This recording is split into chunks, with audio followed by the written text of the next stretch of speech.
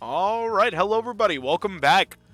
Skullgirls patch notes time. It's been a little bit, because Skullgirls hasn't been updated in a little bit, if you couldn't tell. It's not that I made a conscious choice to not upload, it's just I like to upload when there's Skullgirls content, because that's what I do.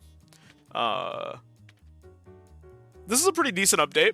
I was looking through the patch notes. There's a lot of content, not a lot of it is gameplay content, but it's a lot of smaller, like, behind-the-scenes quality-of-life stuff, and also some cute new stuff. The first thing I wanted to show off, I already have it equipped. If you guys remember, a couple of patches ago, they removed the Soviet announcer pack from the game. It was voice acted by Mike Z. There were a couple of controversies surrounding a lot of the alternate voice packs. A lot of them are gone.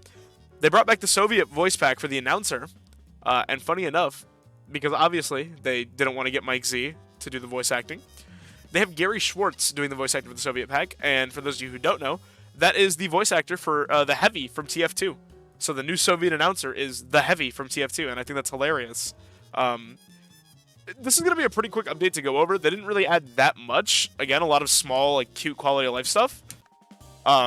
First and foremost, Trials. Marie now has her Trials and all of her voice acting. So that's a thing. I don't believe she has her story mode yet. We're still waiting on her story mode, but she has Trials now, which is great.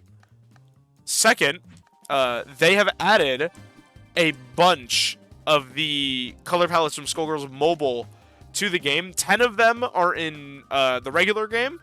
There are 2 that are right now exclusive to the Alpha branch. So we're going to go through every character. And you're going to have to excuse me if I don't recognize some of these color palettes. I haven't played Skullgirls Mobile in forever, and also don't remember which of these color palettes comes from Mobile. They got the Wario color palette. Let's dance, darling. I know Double. Yeah. Double got a very cool Skullgirls Mobile color palette, because this color palette is actually sick.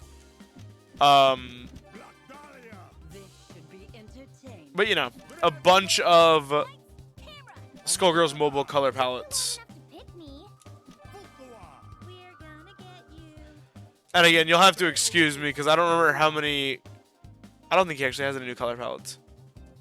If I don't recognize a Skullgirls Mobile color palette, that's why I'm just scrolling through the last 4 for each character. Because I'm pretty sure most characters only got, like, 1 new color palette. Yeah, like this is the Naruto color palette.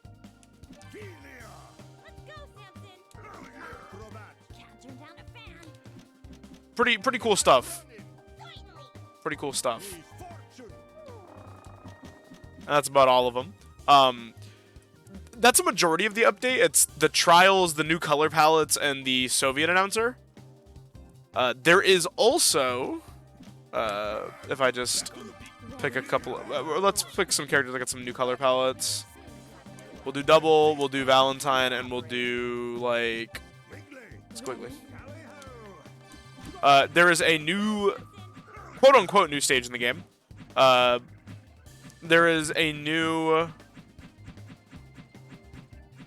Enemo Arena. So as you guys know, there have always been alternates for the Enemo Arena for each, like, tournament.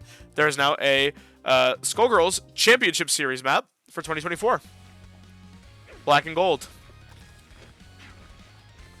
Also, this color palette is sick.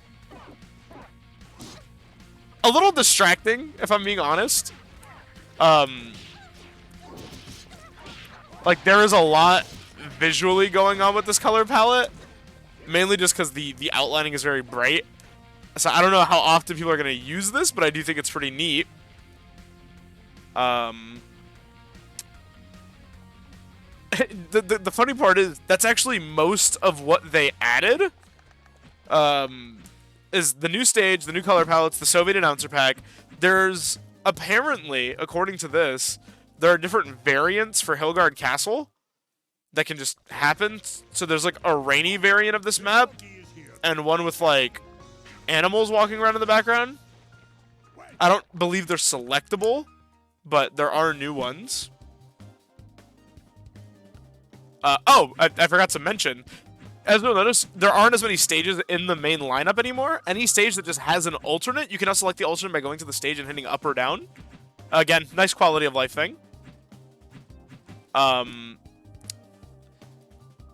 And I think, other than that, yeah, a couple of bug fixes for Annie's supers.